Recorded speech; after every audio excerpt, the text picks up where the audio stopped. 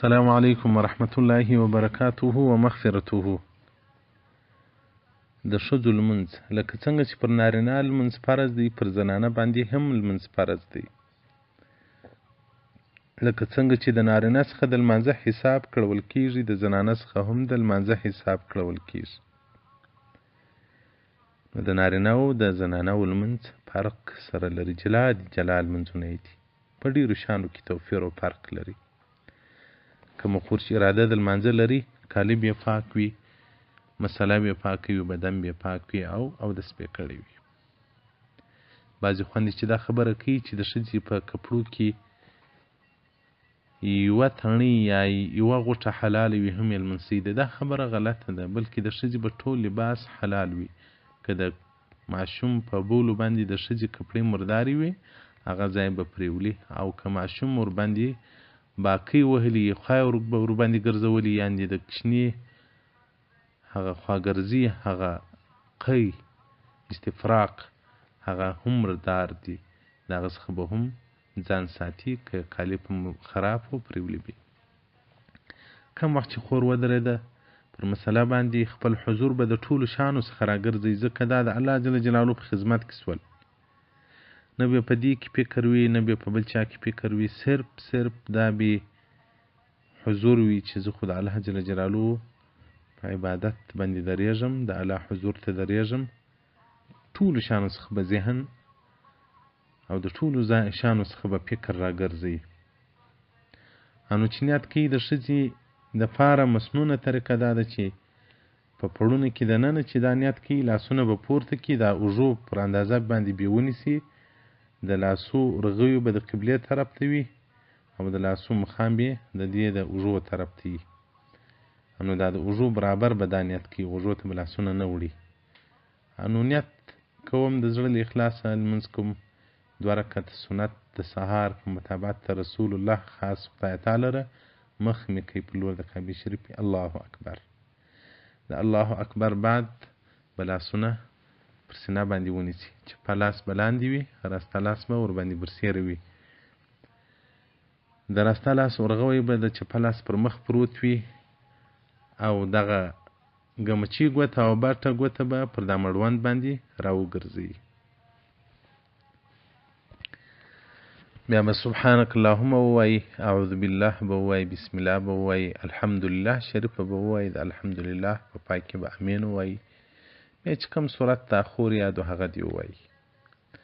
د هغه بعد به بیا رکوع ته ځي. الله اکبر. رکوع ته چې ځي، لاسونه به پر ګونډو باندې نیسي، دا ګوتې به ډېرې نه غوړي، بس د ګوتو په مابینځ کې به جلاوالی نه راولي د لاسو. ښځه چې رکوع کوي، صرف لاسونه به ګونډو ته وړي، لږ به ټیټېږي، داسې به نه ټیټېږي لکه نارینه. 3 واره چې په رکوع کې سبحان ربي العظیم، سبحان ربي العظیم، سبحان ربي العظیم ووایه. د هغه بعد به بیا راپورته سي ولاړې ته. نو چې راپورته کېږي، سمع الله لمن حمده، ربنا ولک الحمد، دا به ووایي. نو چې په ولاړې باندې ښه ودرېدله، هر اندام پر خپل ځای باندې ودرېدی، له هغه بعد به بیا سجدې ته ولاړه سي. او سجدې ته چې خور ولاړله، دغه دواړه لاسونه دي پر مځکه کښېږدي، د دې 2 بټو ګوتو په مابینځ کې دي پزه راولي. د دې 2 ګوتو په مابینځ کې دي پزه راولي. متصل دي له پزې سره نه وي. دا 2 بټې ګوتې چې کښېښول شوې، د غوږو پر اندازه برابر پزه هم په دغه منطقه کې راځي. ښځه چې که سجده کوي، که رکوع کوي، دا خېټه به له ورنو څخه نه جلا کوي. او په سجده کې به ښځه لکه په اتحیات کې چې پښې باسي، په سجده کې به هم دغه رنګه پښې باسي، ټیټه سجده به کوي. داسې سجده به نه کوي لکه د نارینه ده چې پښې بکي، دا هم داسې بکه پرته وي، بلکې پیته به پرېوځي. او دغه مړوندونه، یعنې لیچونه په اصطلاح باندې، دغه به هم د بغلو څخه نه لرې کوي. نارینه خو به دا لیچونه لرې کوي، تخرګان او بغل به سره جلا کوي، ښځه به بغلونه او لاسونه نه سره جلا کوي. لکه څنګه چې په اتحیات کې ښځه چپه پښه باسي، یعنې پر چپه ورانه باندې به ښځه کښېني په اتحیات کې. پر چپه او رانه باندې دا چپه او راسته پښه به دواړه وراسته طرف ته باسي. سجده دې هم دغه رنګه کوي، راسته پښه او چپه پښه دې دواړه د راستې پښې یو طرف ته باسي، سجده دې پیته کوي. نو سجده ته چې ولاړه د 3 واره به سبحان ربي الاعلى سبحان ربي الاعلى سبحان ربي الاعلى وایي، بیا به راپورته کېږي. دومره اندازه به چې دا له سجدې څخه راپورته سوه قرار کوي چې د دې بدن آرام پیدا کړي. له هغه بعد دومه سجده وکړي. د دومه سجدې څخه چې راپورته سوله نو بیا به قیامې ته ځي، ولاړې ته به ځي، لاسونه به پر سینه نسي، بسم الله شریفه به ووایي، له هغه وروسته به الحمدلله ووایي، امین به ووایي، بیا به سورت ووایي، بیا به رکوع ته راشي. او بعضې خوندې چې داسې سجدې کوي لکه د نارینه، مولانا عبدالحی لکنوي رحمت الله مبارک پر دې باندې پوره بحث کړی دی چې د ښځې لمونځ هم په ساتر کې دی. ګوره لاسونه به پر سینه باندې نیسي او نیت چې تړي او لاسونه به غوږو ته نه وړي. دا ټول هغه څه دي چې وایي د ښځې ساتر کې خوندې دي. نو سجده به هم دا ډول پیته سجده وي.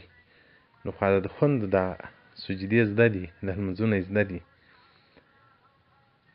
نو الله جل جلاله دې زموږ خوندو توفیق ورکړي چې پر هغه مسنونه طریقه باندې لمونځ وکړي. نو ښځه سجده کوي دغه نست او رنونه به نه یې سره جلا وي. محترم پوښتنه هم دې متعلق باندې کړې وه چې ښځه سجده کوي دا نس ورون بیا سره جلا کوي که بیا نه سره جلا کوي. نه محترمه نه به جلا کوي. نو که ځکه ما د ښځې لمونځ ټول درته وړاندې کړ، ځکه باید شان کوم نه وزده هغه به مو کې زده سي.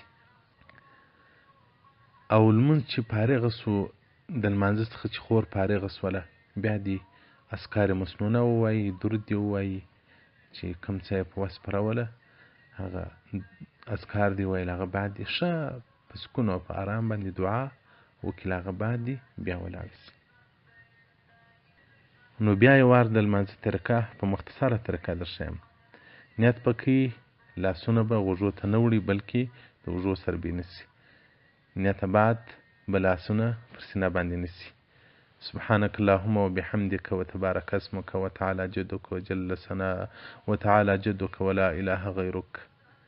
لغه بعد به اعوذ بالله من الشیطان الرجیم بسم الله الرحمن الرحیم دا وایي. بیا به سورة الفاتحه الحمدلله شریف وایي.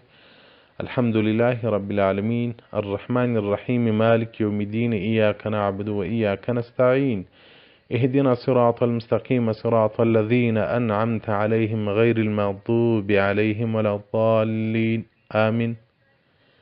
بیا به سورت وایي. کوم سورت چې د دې یاد یې هغه دې ووایي. خو زه به سورة الإخلاص ووایم.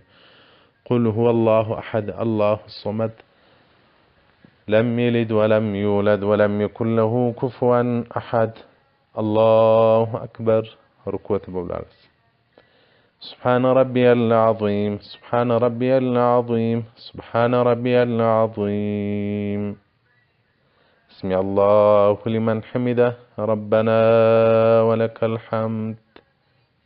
ځکه وایي که سړی یوازې لمونځ کوي هم به سمع الله لمن حمده وایي، هم به ربنا ولك الحمد وایي. له هغه بعد به بیا خور رکوع ته ولاړ سي، سجدې ته ولاړ سي.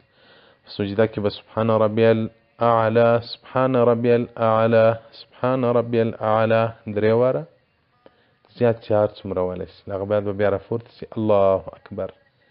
یو ساعت به کښېني چې اندامونه یې سکون و ارام پیدا کړي. له هغه بعد به بلې سجدې ته ولاړ سي. بیا به بیا 3 واره سبحان ربي الاعلى ووایي.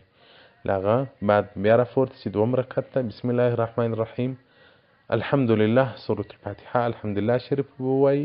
د الحمدلله شریف پای کې به امین ووایي. بیا به خپل سورت ووایي. له هغه بعد به بیا رکوع ته ولاړ سي. د رکوع څخه چې راپورته سوه بیا به 2 سجدې وکړي. بیا به پر اتحیات کښېني. اتحیات طریقه خو مې در وښوله چې هغه پر چپه کوناټي باندې کښېنستل او رسته او چپه پښې ورسته طرف ته ایستل او لاسونه پر ورونو باندې ایښول. بیا به اتحیاته تر پایه پورې ووایي. د عبده رسول څخه بعد به بیا درود ابراهیمي ووایي.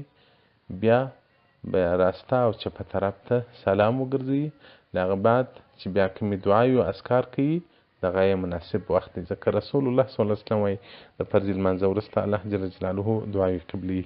الله دې ستاسو لمونځونه زموږ د لمونځو سره قبول او منظور وګرځي. فتاوی هندیه جلد اول صفحه 15 الفصل الثالث. والسلام علیکم ورحمة الله وبرکاته ومغفرته.